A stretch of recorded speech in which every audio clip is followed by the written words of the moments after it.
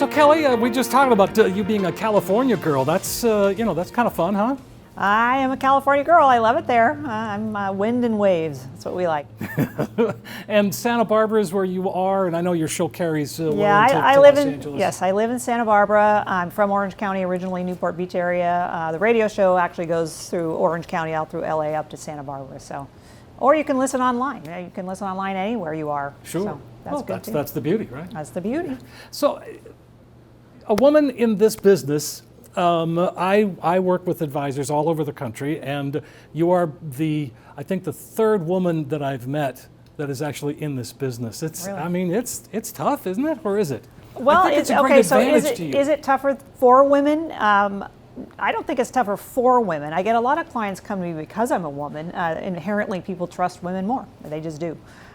So from that standpoint, that's to my benefit. I don't know why there's not more women in the industry, to be honest with you.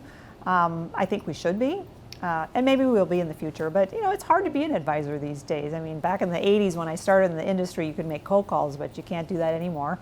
But it's good. I mean, being a woman in the industry is great. It's been a lot of fun for me, and helping clients is such a joy. So. Well, I mean, you said you've been in this since the 80s, so you've seen some stuff come and go. Oh yeah, I've seen a lot of stuff come and go. I did take a 25-year hiatus raising my children, which I'm glad I did. They're Good great, for you. great Yeah, children. that's admirable. But yes, coming back into the business in about 2012, it was different than the 80s, that's for sure. But nonetheless rewarding, because I love helping people. That's why I got back in the business after raising my kids. It's just so rewarding to help people and walk them through the retirement stages and get them successful. So helping folks at that transition stage, that's your sweet spot, right? Well, I take people from the accumulation stage, the preservation stage, the income stage. So a lot of people I work with are in that preservation or income stage, because the accumulation stage really is you're at more risk, you're younger, maybe 20s, 30s, 40s. I love helping them as well, because they need education too.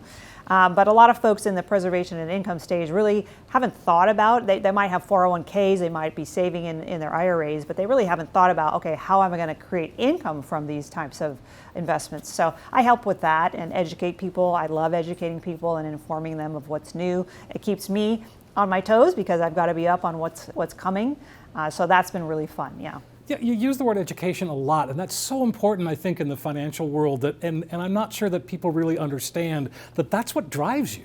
Well, absolutely, because there's always new things coming, right? So my job is to filter through those new things, and to have a client come in and say, oh, well, Bob down the street said there's new great investments coming, and it's like, well, I'm not so sure that's a great investment for you based on your risk tolerance and your longevity and time and whatever else we're looking at for that particular investor. So it's important to cover all of that.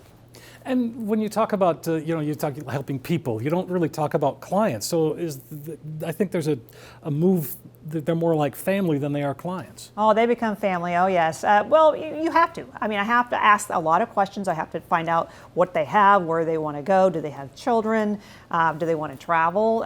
What do they want to do with their assets once they do retire? So getting to know their whole history and their family and everything that they're doing is really part of my job. And that really does make people family. So I always say to my clients, you're part of the family now. If we decide working together is good, then you're part of the family now, and we will absolutely take care of you. That's one of the main things I do, is take care of my clients as best I can. And I meet with clients all the time. My clients know I'm very reactive to them. I return phone calls. A lot of advisors don't, unfortunately, but I do. My staff does. We really try and take care of clients as best we can. And when that unexpected or even expected, when someone passes is what I'm getting at, you are oftentimes one of the first calls that are made. Well, yeah, it can be an emotional time. So if we have an established relationship before that, then they feel comfortable calling us to making sure that their finances are in order, and we can help them walk through all of that, because that's a tough time, emotional time for folks, yes. Sure. You talked about raising your kids. Tell me about your kids. I have 3 great kids. I have 2 in San Diego. My 2 oldest, 29 and 27, are in San Diego, and then my youngest is in London. She's 22. She's just going through her master's program over there to graduate with a film degree. She wants to be an actress. So we'll see what happens with her over there. It's been fun to watch her progress through life, and she's completing that master's. I couldn't be more proud of her. Oh yeah, that's quite an accomplishment. And so far away from home at this point. Yeah, well, she was too. Actually, she got into USC because she wanted to be an actress, and they said you can go over to Paris, London, Spain, or Italy your first year, and she speaks fluent French. So I said, go to Paris for a year. So she went over there, and then she decided she wanted to stay there a second year, and then she decided, well, I don't want to go to USC, I want to go to the London School of Film, which is also a premier place to go if you want to be an actor and actress. So she stayed there for 2 more years, graduated last May. I didn't get to go to her graduation due to COVID. But then she entered the master's program. So that's pretty exciting. Very exciting. I can tell you're pretty proud. I am so proud of her. Well, all 3 of my kids are great. I don't want to downplay my other 2. Oh, no, I'm very proud it. of my older 2 as well. They're just on a little different paths. Sure. But and they stayed in the United States to get their education, which was great. But yeah, to send her over to London's been fun. Yeah.